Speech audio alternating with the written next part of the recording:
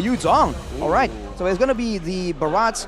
I guess they're gonna try and shred down the Barats, and having a Dewa as a damage source means that there's a physical damage source on top of the magical damage Natan. So in theory, there is some value to it, but when it comes down to the big fights, I do agree, man. They have a lot of tools, but they don't really work with each other, which means they can't combo, but it also means they can delay, stall out the usage of these spells and make it difficult for Onic to try and do anything.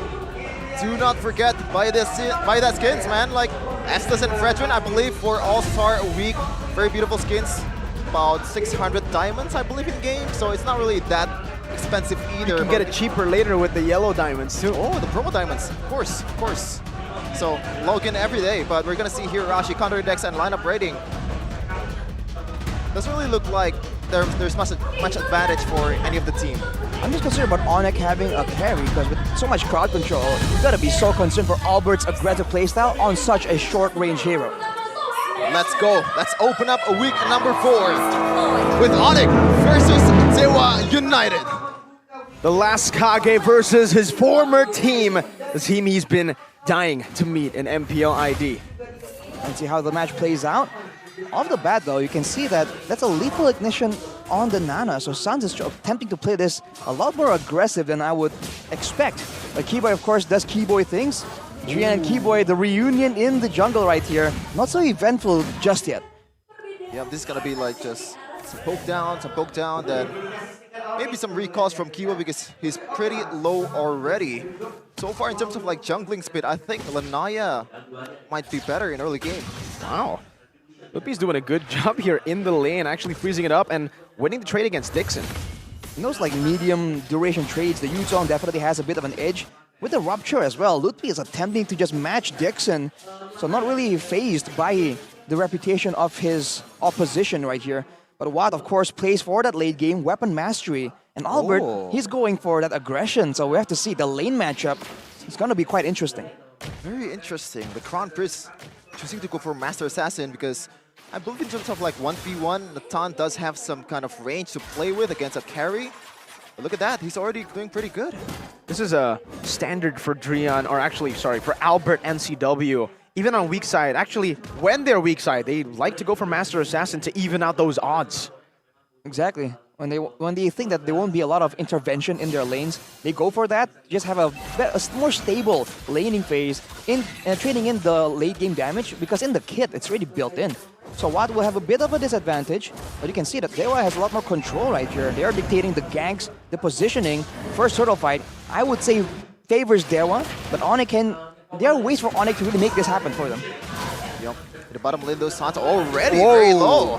Yeah, Eternal Guard and the Curse Blast too, taking Sans super low. He does get level 4 in time. Kyrie in the bush, waiting to try to look for an opportunity to walk in through, but Dixon is zoning him quite well. Keyboy of nature, penalty zone onto 2 in the back as well. Dixon flickering out, and that's a minute. Fury, oh, knocking Ludpi out, he's low. Lanaya secures the turtle for the team. Kyrie's taking low, first blood over for Drian. Sans also forced to flicker out as Keyboy is terrified and ran down in his own jungle. The last Kage immediately making plays for his team. He knows his old mate's tricks down to the wire. That's just the power of the Minotaur and why it's been so popular in those fights, especially with the neutral objective in play. It's almost that there's no counterplay unless you want to jump on the Minotaur first. And on top of that, they made the play to really zone away, take Sans very low. So without the mid laner, they can output this early game damage. Onic, I don't think they can really fight or contest that turtle. Already, look at that. The micros from this guy, already pretty good. A debut so far in the landing phase against Dixon. You have to see if that can really, if you can leverage that, right? Having a Yuzong winning the lane definitely is a big danger, especially when your team relies on Watt on in Natan of all things. Look at Keyboy once again being a lot more annoying, but on the other side. The bait by Ludpi, bringing Dixon there. DPZ from Dixon to get out. He'll be able to escape this one, but he's very low, and the wave's getting shoved out. With some strike up top onto Keyboy. Well, charge offensively, knocks K's up. Oh, terrifying, the Curse Blast and Eternal Guard, but Keyboy gets out with the flicker. The Apostles of Gods just making statements over statements. Didn't really get the kill though, but the message is definitely sent. Fortunately, with the crowd control reduction boost, there's enough time left there That's something that Vexana players, myself included, sometimes get quite confused, because usually that's like the right timing to use your spells. You want to wait for the full duration of the card control and then follow up with more spells. But when you have card control reduction from the boots, sometimes it just throws you off. Oh wow, so far 1 total and also 1 kill already secured for Dewa United. But when you look at the gold leader, Ashi, it's really not much. So far, Onic has been doing some of these micros in terms of like clearing the lanes or like blast hitting way better than Dewa United, presumably. Onic has always been good at just equalizing through farm instead of kills, but now let's see if Dewa can try and put them even further behind. More control, the Black Dragon forms to the back. Lanaya gonna be targeted down. Abyssal Strike though. Kyrie still secures it. Eternal Guard of the Boy up as that is Lutpi, who goes in with the help of the Melina. Blitz into the back, finding Lanaya. Dixon as well. And now Dewa will be forced back. The symphony of CCs, how they layer that is quite perfect from the Sky Kings. This is how they usually play, and they're looking to bounce back after their 2 losing streaks in the last week. I think Lutpi just did a lot in that fight, man. He was doing a lot of damage, and I believe he landed an amazing Petrify onto 2 members of Dewa United that really just ruined their plans for how that fight was supposed to play out. Look at the items. He has a Hunter Strike, of course, all that damage, knowing he's not going to be targeted, but Sans trying to play aggressive, knowing that he has a passive. This, allows him to be this risky with his positioning. Look at that, Albert and Keyboy trying to do something here. Keyboy is going to be caught. How Spotty just walks out of there though. And Naya popped in that Abyssal Strike. And Keyboy just took a stroll down. Now it makes sense that Lanaya was, I believe he was going for a Silence Robe into a Dreadnought armor, so this is more of a tank Tyroth, but the damage is not going to be there, man. Like, I know that he has to secure the objective, but what do you do for these frontliners? How do you counter this with physical damage? Yeah, what's the Shred for even now? So he's building tank, right, Arashi? What's the Shred for? Seems like the idea isn't to go for the Shred, but to use the Abyssal Strike and the Execute that's built into the skill to try and secure the neutral objectives when the rest of the team can really zone everyone away. That seems to be what the idea is, at least. So when it comes to synergy, once again, not so much, but Dewa United, they're well known to play just around Watt and then, do other stuff that can give him some value. But that's some damage coming in from Sans. Yeah, I don't think Watt is also going to build some kind of magic defense item, or at least maybe a Athena shield if he's very careful. But so far, Onic has been playing the micro game quite well, getting 1 turret at the top lane. Still very solid on that department. Another turtle fight. Kyrie already roaming around the area. 2 levels ahead of Lanaya. Black Dragon formed by Lutpi into the back right now, but Lanaya still fights with the help of the Abyssal Strike. Minions Fury onto Kyrie, locking him down, and Lutpi still decides to go in. Gets melted and shredded down by Drian, of all people. And that's a win for Dewa. For sure, a win. 2-0-1 for the last Kage. Really good KDA so far in the first 7 minutes of the game. And they cut off some of the gold leads on towards 400. Really good sign for Dewa United to get this W.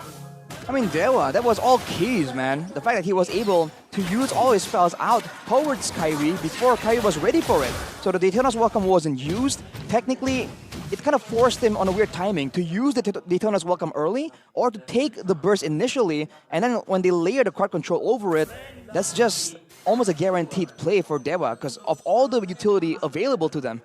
So when it comes to a 5v5 in a small area, especially with the Natan doing AoE damage kind of compared to the carry, I feel like Onic needs to be very, very careful how they approach these fights.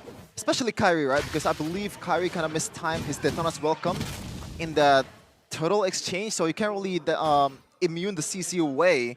So he has the biggest burden in terms of like Lord fight or turtle fight. Meanwhile, Keyboy getting chunked up quite low. No trades or like no meaningful trades just yet, but Dewa United, look at that, grouping up as a 5 already. I mean, they know they have the advantage in a 5-man team fight. Looking at the items here, already a Dominance Ice built in for Dixon, trying to deal against Lutpi. Lutpi, though, he has a War Axe on top of the Hunter Strike. That's a lot more aggressive than we were used to seeing from the Yuzong in the EXP lane. We'll see if he pays the price, because he can't get out with the Black Dragon form. But if he's forced to use it too early in a fight, that means that Dewa will have even more control over a neutral objective area. Great zoning by Dewa United onto Onic, but Top look lane. up top, yeah, Lutpi. Very fast bird on that trade. Not even a single Hunter Strike for Lanias. Oh my god. Ooh. That's only a genius one on the Nana, by the way. So that's some Nana gameplay for you. Especially if you get that magic defense shred from that Molina. It's going to be lethal, even from the frontliners of Dewa United. It is beefy, but against Nada, I think you got to be a bit more careful, especially with the CCs as well. It's going to be very difficult for Dewa United to evade all of that from Sans. Look at the player gold by UBS Gold right here. Watt and Albert still on top, but Lutfi actually is the third member around. He's been pushing a lot more. We'll see if he can find Watt in these fights. Watt so far away from this fight, Lanaya. Brought back by the missile. Penalty zone onto the back with a minute furious, but the knockup comes through. And it's Hayes, of all people, who finds the Lord. Watt with the entropy now, trying to look for a fight, but Dewa decide to disengage. They've gone the Lord. Sans with a bit of poke back onto Dewa. 2 for 1. And the Lord for Dewa. They're looking to siege down in the mid lane. Transform Drian. Still looking to zone Onic away, and they have done it. Drian, once again, Arashi, once again with the plays. And so far, he has been one of the core members of Dewa United in terms of like securing the objectives, because that is his job, and he did it quite beautifully. Well, you're seeing again why the Minotaur pick was so prioritized by Dewa right here. Even there, despite the fact that Kiboy was able to actually do a lot of crowd control work as well in the back lines, it doesn't really matter when you're up against a Minotaur with a Grok, right? The comparison just isn't there. So for Dewa now, with the momentum, we'll see.